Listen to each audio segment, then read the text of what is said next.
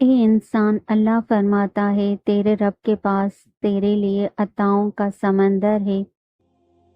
یہ ضبط کے آنسوؤں کا ایک ہی قطرہ اس رب کی رحمت کے سمندر میں شور مچا دیتا ہے اور اس چیز کو بھی کھینچ لاتا ہے جو تمہارے مقدر کا حصہ نہیں ہوتی، کیونکہ جن راستوں کا سفر تکلیف دہ ہو اس کا اختتام ہمیشہ حسین ہوا کرتا ہے۔ اللہ فرماتا ہے اور ان قریب تمہارا رب تمہیں پھیر دے گا اس کی طرف جس میں تمہاری خوشی ہوئی۔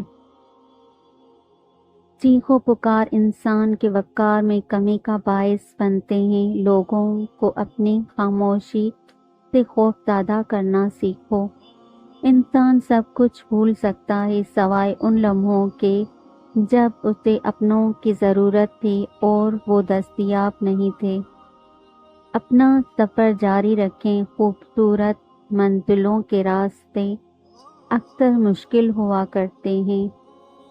دنیا میں سب سے زیادہ نفرتوں کا سامنا سچ بولنے والوں کو کرنا پڑتا ہے۔ پنجرے میں پیدا ہونے والے پرندوں کو لگتا ہے کہ اڑنا ایک بیماری ہے۔ ایمان جب انسان کے اندر اپنی جڑیں مضبوط کر لیتا ہے تو برائی مشکل اور نیکی آسان ہو جاتی ہے۔ دل نرم اور آنکھیں نرم رہنے لگتی ہیں۔ انسان جب اندر سے ٹوٹ جائے تو کسی بھی ماحول سے خوش نہیں ہوتا، چاہے آس پاس بہت محبت اور احساس کرنے والے لوگ ہی کیوں نہ ہوں۔ آپ خود ہی اپنے لیے بہترین دلاسا ہیں، بہترین دوست، بہترین دنیا اور مشکل وقت میں بہترین تھپکی جو آپ کو کبھی ہارنے نہیں دیتی۔ خوشیوں کا تعلق آپ کے حالات سے نہیں، آپ کے فیصلوں سے ہے۔ اگر کوئی کسی کے جذبات کے ساتھ کھیل کر خود کو تیز ترین سمجھتا ہے تو وہ تیز ترین نہیں بلکہ گھٹیا ترین انسان ہے۔ حضرت علی علیہ السلام نے فرمایا، اگر کوئی تم سے بھلائی کی امید رکھے تو اسے مایوس مت کرو، کیونکہ لوگوں کی ضرورت کا تم سے وابستہ ہونا تم پر اللہ کا خاص کرم ہے۔ لوگ تم سے چاہے جو بھی چھین لیں پر تمہارا مقدر نہیں چھین سکتے۔ رابعہ بصری سے کسی نے پوچھا کہ کیا گناہ گار کی توبہ قبول ہوتی ہے؟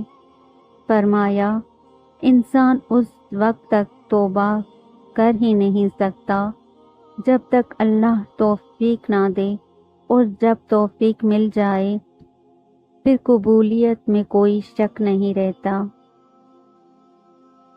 شطرنج کا وزیر اور انسان کا ضمیر مر جائے تو کھیل ختم۔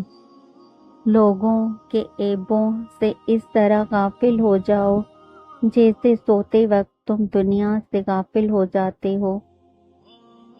صبر ایمان کی بنیاد ہے، اخلاق انسان کی خوبصورتی ہے، سچائی قرآن کی زبان ہے، عاجزی کامیابی کی کنجی ہے، دعا مومن کا ہتھیار ہے۔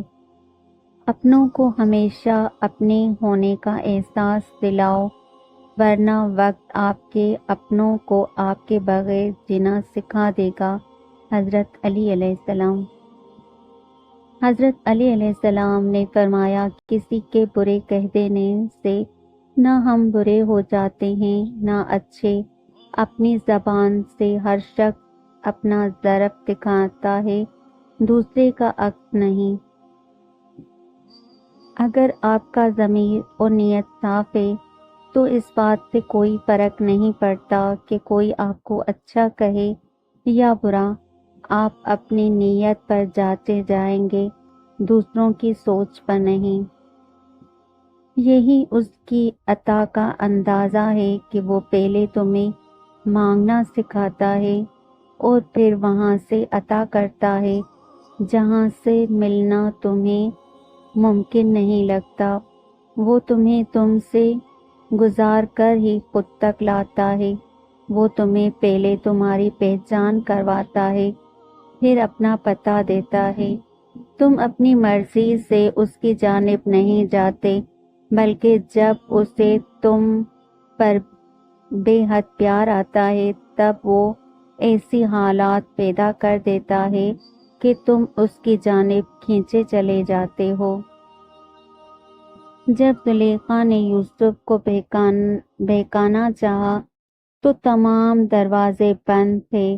جب حضرت یوسف علیہ السلام کو پتہ چلا کہ دروازے بند ہیں، آپ پھر بھی دروازوں کی طرف لپکے، ایک ایک کر کے سارے دروازے کھلتے گئے۔ جب کبھی تمہیں لگے کہ تمہارے لیے دروازے بند ہیں تو بس اتنا جان لینا کہ تمہارا اور حضرت یوسف علیہ السلام کا خدا ایک ہی ہے۔ یہ دنیا اللہ کی ہے، لیکن یہ دنیا اللہ والوں کو راس نہیں آتی۔ مگر تم غمگین مت ہونا، دنیا کا ساتھ ہونا اہم نہیں۔ اگر تمہارے پاس اللہ کا دیا قرآن ہے اور اللہ کا ساتھ ہے، اہل قرآن ہے، در حقیقت اصل فلاح کا حقدار ہے۔ کسی شک میں مت پڑنا، منافقین کے دھوکے میں مت آنا، یہی واحد کلام ہے۔ اللہ فرماتا ہے، مت سوچ اپنی زندگی کے بارے میں، میں نے دیا ہے جو کچھ بہتر ہی سوچا ہوگا۔ کیا تم نہیں جانتے جو تمہارے بس میں نہیں، ان معجزوں پر قدرت رکھنے والا تمہارا اللہ ہے۔ اے میرے رب، تیری نعمتوں کا جتنا شکر ادا کروں کم ہے۔